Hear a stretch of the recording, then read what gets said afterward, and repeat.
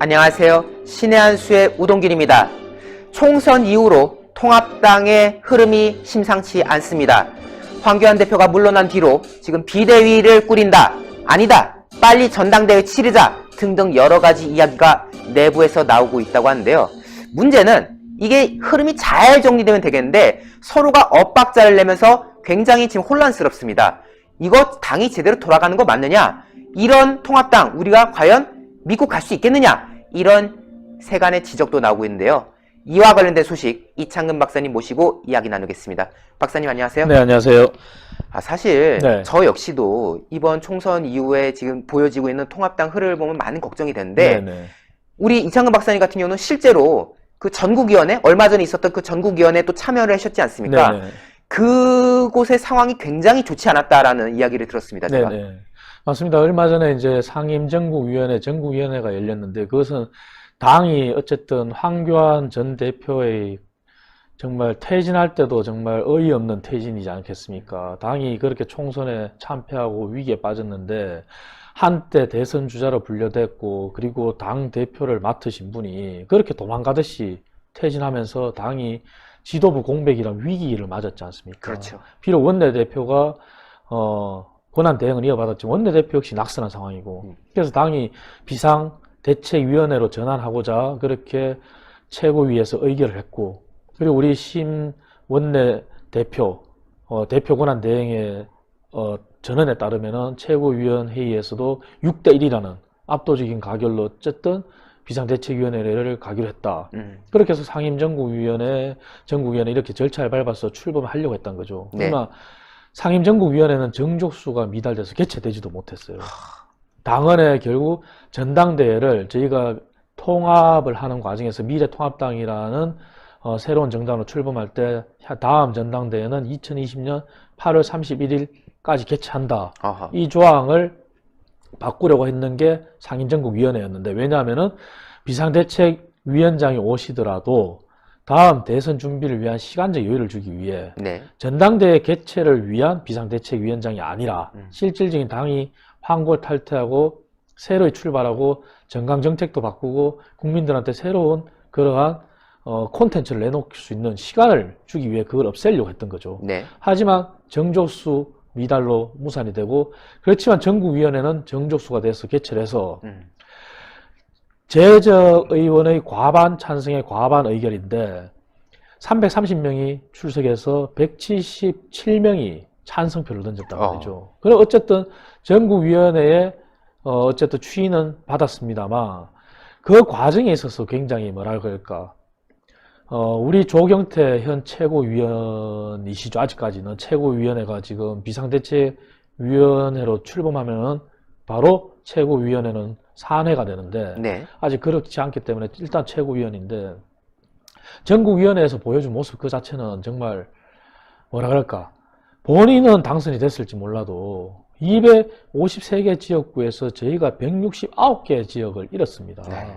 단지 84개 의석을 획득했을 뿐인데 정말 당의 미래를 걱정하는 모습인지 본인의 당권에 눈이 멀어서 하는 행태인지 정말 저는 묻지 않을 수 없겠더라고요. 지금 뭐 사실 당대표를 뽑을 상황은 아니지 않습니까? 그렇습니다. 지적하신 대로 지금 워낙 충격적인 결과였기 때문에 물론 많은 분들의 지지는 있었습니다. 하지만 결과적으로 결국 중요한 거는 의석수인 건데 그 의석수만 놓고 보면은 이번에 나온 이 결과는 우리가 지금 엄중하게 받아들여야 되는 그런 상황인 거고 또 여기에 대해서 당이 또 쇄신을 해야 되는 부분도 분명히 있기 때문에 거기에 대해서 우리가 시간을 좀 가질 필요는 있다라는 지적이 나올 수밖에 없는데 물론 지금 거기에 어떤 사람이 들어가느냐 뭐 누구를 위원장으로 모시냐 뭐 요거는 논외겠지만은 어쨌든 비대위를 꾸려서 어떤 방향으로 당을 이끌 것인지 여기에 대해서는 우리가 담론을 충분히 해야 되는 상황이지 않습니까? 근데 벌써부터 지금 총선이 지난 지 얼마나 됐다고 무슨 이긴 정당 마냥 벌써 당대표가 누가 되니마니 뭐 전당대회를 열어야 되니마니 저는 이런 모습 자체가 지지자의 입장에서 보면 참 안타깝다는 생각이 좀 들거든요. 그렇죠. 그래서 과거 2012년도하고 한번 멀리 갈 것 없이 네. 2012년도하고 한번 비교를 한번 해보겠습니다. 2012년도에도 당이 당시에 한나라당이 중앙선관 해킹 사건으로 폐쇄될 뻔한, 문을 닫을 뻔한 그런 위기 상황에서 어쨌든 박근혜 비대위가 출범했단 말이죠. 그리고 그때 당시에 김종인 전 총괄선거대책위원장이 비대위원으로 참여하셨단 말이죠. 그리고 그의 총선과 대선을 다 승리했는데 핵심은 뭐냐면은 당이 사람도 있어야 되지만 핵심 콘텐츠도 있어야 되는 겁니다.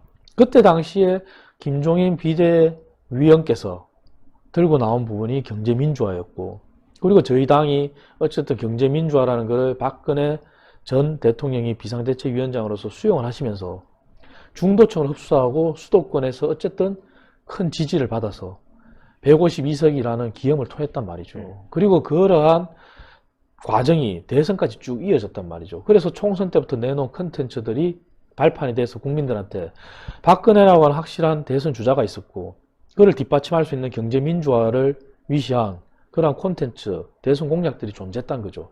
하지만 지금 이번에 보십시오, 여러분. 황교안 전 대표가 어쨌든 대선 주자로 부상이 되고 작년 전당대회에서 당대표가 되고 이렇게 왔지만 여실없이 리더십의 부재라는 논란을 계속 문제를 따안고 있었지 않습니까? 그러다가 이번 총선 결국 그게 증명이 됐고, 이런 상황에서 지금 당내에 뚜렷한 대선 주자가 없는 상황은 사실입니다. 그리고 당은 당규에 1년 6개월 전에는 대선 주자는 당직을 맡을 수가 없습니다. 그래서 이번에 미래통합당이 출범했을 때도 전당대회를 8월 31일까지 하자는 이유가 뭐냐면은 다음 대선이 2022년 3월 9일입니다. 그러니까 정확히 1년 6개월 전이면은 2020년 9월 9일 전까지 모든 당직을 사퇴해야 되는 거예요. 아하.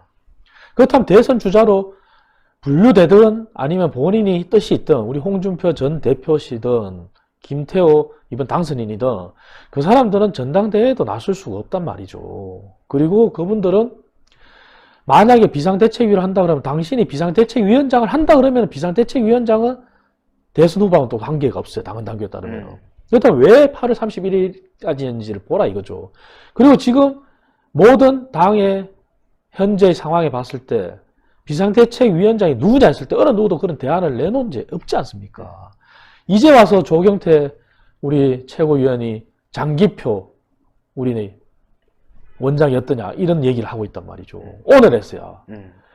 그러면은 본인의 처음부터 김종인 전 총괄선거대책위원장의 비대위원장 임명을 반대한 것도 그런 다분한 본인 다른 정치적 의도가 있었다고 밖에 볼 수 없는 것이죠.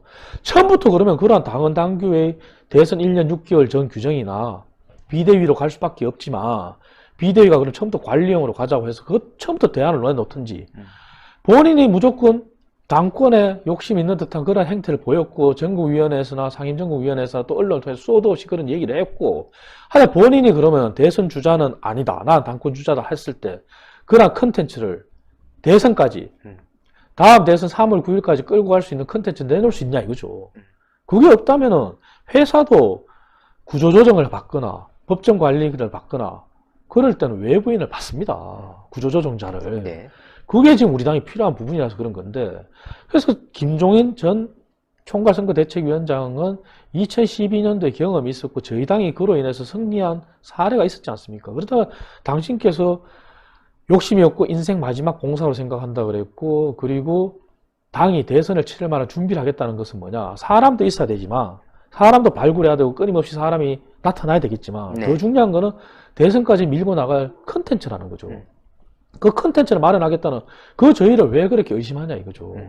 이미 그러한 과거의 선례가 있었고. 네. 그래서 저는 이번 전국위원회, 상임전국위원회를 보면서 정말 그분들이 정말 당을 생각하고 정말 당을 미래를 생각하고 그런 뜻에서 당에 대한 애정에서 비롯됐다 그러면은 지금이라도 늦지 않았습니다. 나는 당권 출마 안 하겠다 선언해야 됩니다. 선언하고 얘기한다면은 당원들이 믿음을 줄 수 있어요. 그리고 그들 말대로 정말 당이 환골탈퇴한다 그러면은 선수 상관없이 오히려 다선일수록 그분들도 최고위원으로서 총선 패배에 책임이 있는 겁니다. 그렇죠. 그분들 스스로 먼저 당권 출마 안 하겠다. 그리고 조기 전당대회를 열어서 우리 스스로 자강론으로 펼치자 선언을 해야 되는 겁니다.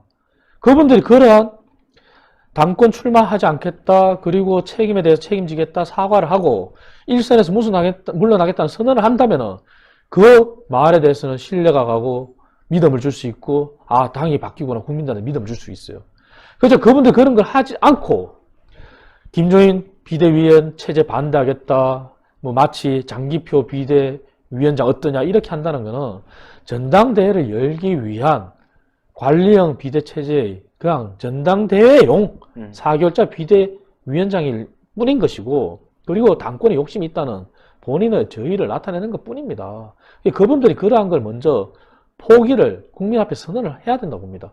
그렇다면 저희들은 당은 당규에 따라 정확히 스케줄대로 1년 6개월 전인 그때까지는 대선 주자들은 당권에 나설 수 없는 것이고, 정말 자강론에 의해서 정말 쇄신파, 소위 말해서 초재선 아니면은 비록 낙선했지만 원외 당협위원장들 중에서도 당권에 도전할 수도 있는 것이고 최고위원에 도전할 수도 있는 것입니다. 그러한 사람들이 모여서 정말 당을 바꿔보겠다. 그리고 대선을 위한 꾸준한 컨텐츠를 개발하겠다. 이러한 정말 백지 상태에서의 모습을 보여주지 않는 한 당권 투쟁의 일환으로밖에 볼 수 없는 것이고, 정말 국민들이 미래통합당을 계속 떠날 수밖에 없는 그러한 모습을 연출하는 것이죠. 네, 정말 이번에 통합당이 정말 이창근 박사님의 이 날카로운 지적을 잘 새겨들어야 될 것 같습니다.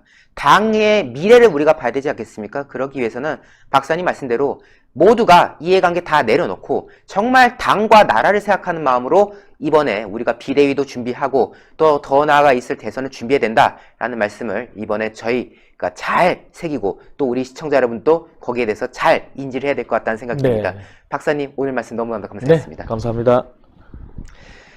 네, 시청자 여러분들, 참 총선 얘기할 때마다 저도 참 마음이 아픈데요.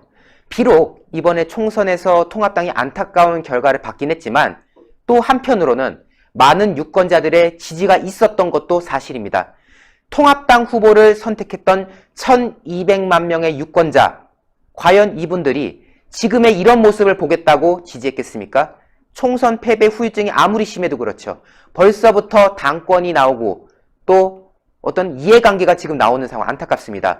뭐 비대위를 누구를 앉혀야 된다, 비대위 기간을 얼마나 해야 된다, 뭐 비대위원회 뭐 젊은 사람들 다 앉혀놔야 된다. 지금 일정부터 그 안에 들어가는 인적 구성까지 지금 뒤에서 마사지를 하는 모종의 세력들이 계속 다툼을 벌이는 것 같은데요. 막아야 됩니다. 절대 있어서는 안 될 일입니다. 당의 미래를 위해서라면 지금은 모두가 내려놓고 겸손해져야 될 때가 아닌가라는 생각을 좀 가져봅니다. 저희 신의 한 수 구독 안 하신 분들 구독 버튼 꼭 눌러주시고요. 영상 추천 꼭 눌러주시면 좋겠습니다. 여러분 대단히 감사합니다. 감사합니다. 네, 감사합니다. 010-6727-4982 전화하셔도 되는데요. 전화를 잘 안 받습니다. 그만큼 인기가 많습니다. 그래서 여러분들이 010-6727-4982로 문자 보내주시면 됩니다. 배추김치 5.5kg 그리고 500g의 깍두기 포함해서 3만원 밖에 하질 않습니다. 그런데 국내산 해남 배추 그리고 국산 고춧가루로 만들었습니다. 거기다가 절일 때 해양 심층수로 절였고요. 거기다가 또 그 육수를 냈어요. 다시마 육수를 내서 김치를 만들었기 때문에 정말 감칠맛이 납니다. 여러분들 그런 얘기들은 많이 들으셨을 거예요. 김치 만들 때 먼저 육수 내서 만들면 맛있다.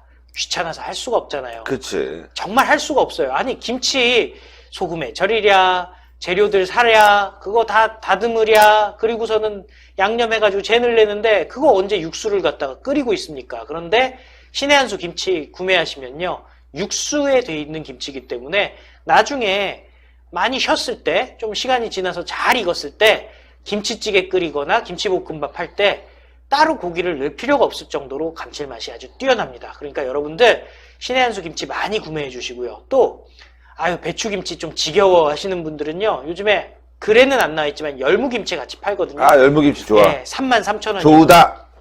날씨가 점점 따뜻해지고 있잖아요. 열무김치는요. 지금부터 여름까지 정말 맛있습니다. 특히 신의 한 수 열무가 다른 데 열무랑 다른 점이 있습니다. 질기지가 않습니다. 톡톡 끊어져서요.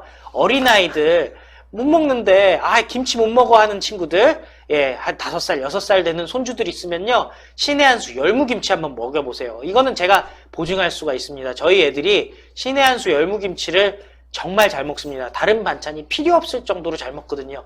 사실 전에 열무김치 팔기 전에는 배추김치 정말 좋아했었는데 지금은 열무김치가 너무 좋대요. 근데 열무김치만 좋아하느냐? 그것이 아니라 총각김치도 좋아합니다. 근데 총각김치 6kg도요. 35,000원 밖에 하질 않습니다.